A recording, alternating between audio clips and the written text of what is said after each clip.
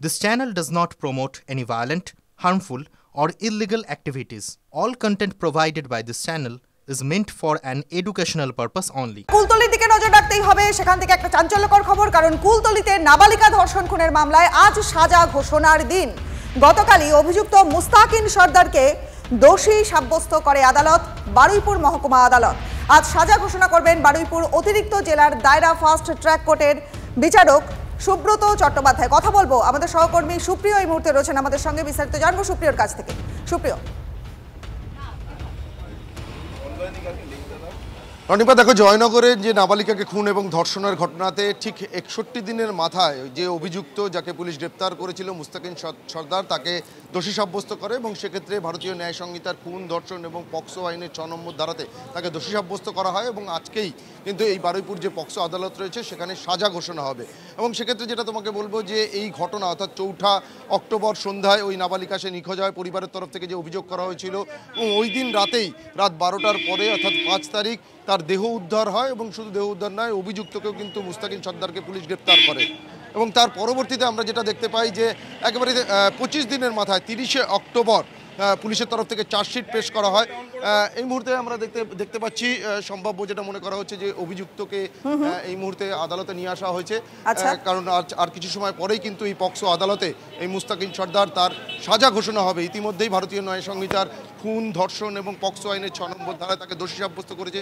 ইতিমধ্যে তদন্তে এই যে তোমাকে বললাম যে চার্জশিট পেশ করে, সেই চার্জশিটের পরিপ্রেক্ষিতে যে সমস্ত তথ্য প্রমাণ, ফরেন্সিক এভিডেন্স থেকে শুরু করে এই যে নাবালিকা তার যে ডিএনএ টেস্ট বা ডিএনএ পরীক্ষার যে রিপোর্ট, সেই সমস্ত তথ্য প্রমাণ এবং গত 5ই নভেম্বর থেকে যে সাক্ষ্য গ্রহণ পর্ব শুরু হয়েছিল, মোট 36 জনের সাক্ষী নেওয়া হয় এবং এই সমস্ত তথ্য প্রমাণ, সাক্ষীদের বয়ান, সমস্ত কিছুর উপরে ভিত্তি করেই কিন্তু গতকাল বারুইপুরের যে পক্সো আদালত, সেই আদালতের বিচারক এই মুস্তাকিন সর্দার তাকে এই খুন এবং ধর্ষণের একেবারে বুঝতে পারছি। সুপ্রিয়, অনেক ধন্যবাদ তোমায়, নজর রাখো।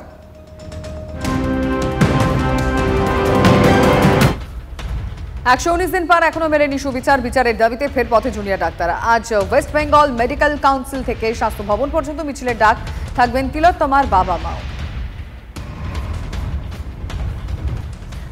এই মুহূর্তে আরো একটা ব্রেকিং নিউজে আমরা এবার নজর রাখবো। উচ্চশিক্ষায় ফের কেন্দ্র রাজ্যের সংঘাত। উচ্চশিক্ষার খোল নলচে বদলে ফেলতে চাইছে ইউজিসির বারবার নিয়ম বদলে বিরক্ত রাজ্যের শিক্ষা দপ্তর। কেন্দ্রের জাতীয় শিক্ষানীতির পাল্টা রাজ্যের শিক্ষানীতি চালু করেছিল শিক্ষা দপ্তর। ইউজিসির একগুচ্ছ নিয়ম দেখে বিকল্পের সন্ধানে এবার রাজ্য। কথা বলবো সুমন মহাপাত্র, আমাদের সহকর্মী এই মুহূর্তে রয়েছেন আমাদের সঙ্গে। সুমন, এই যে উচ্চশিক্ষার ক্ষেত্রে কেন্দ্র এবং রাজ্যের মধ্যে যে সংঘাতের ছবি উঠে আসছে, আর কি কি ডিটেলিং আছে? এই উচ্চশিক্ষাটা যেন যুদ্ধের একটা জায়গায় পরিণত হয়েছে। রাজ্য এবং রাজ্যপাল সংঘাতের জেরে বিশ্ববিদ্যালয়ের উপাচার্যদের নিয়ে যে সমস্যা, তা এখন সুপ্রিম কোর্টে বিচারাধীন। সুপ্রিম কোর্ট হস্তক্ষেপ করেছে। এদিকে ইউজিসি একটা নতুন পরিকল্পনা আনছে, যেখানে তারা বলছে মাল্টিপল এন্ট্রি এক্সিট থাকবে, কেউ আর্টস নিয়ে পড়ে পরিবর্তে পরবর্তীকালে সায়েন্স নিয়ে পড়তে পারবেন, ইত্যাদি ইত্যাদি পদ্ধতি যখন আসছে, তখন শিক্ষামন্ত্রী সেখানে খোঁচা দিচ্ছেন। তিনি বলছেন এই বিষয়টা কতটা বাস্তবায়িত হবে এই নিয়ে তার সন্দেহ রয়েছে। স্বাদ থাকতে পারে, সাধ্য আছে কিনা এটা খতিয়ে দেখতে হবে। এবং আমরা যেটা শিক্ষা দপ্তর সূত্রে জানতে পারছি, বারবার এই ইউজিসির নিয়ম বদল করাটাকে রাজ্যের শিক্ষা দপ্তর ভালো চোখে দেখছে না, তারা রীতিমতো বিরক্ত। সেই জায়গায় দাঁড়িয়ে যদি সব সময় কেন্দ্র এবং রাজ্য সংঘাত হয়, মূলত শিক্ষার ক্ষেত্রে রাজ্যের সাথে রাজ্যপালের সংঘাত হয়, তাহলে আমাদের উচ্চশিক্ষার ভবিষ্যৎটা কি, এই নিয়ে প্রশ্ন তুলছেন বাংলার শিক্ষাবিদরা। তারা বলছেন যে সবসময় এই উলু খাগড়ায় পরিণত হচ্ছে রাজ্যের শিক্ষা ব্যবস্থা এবং রাজ্যের পড়ুয়ারা। এটা রাজ্যের এই শিক্ষা ব্যবস্থা কোন দিকে যায়, আমাদের তো নজর থাকবেই। আপাতত ধন্যবাদ তোমায়।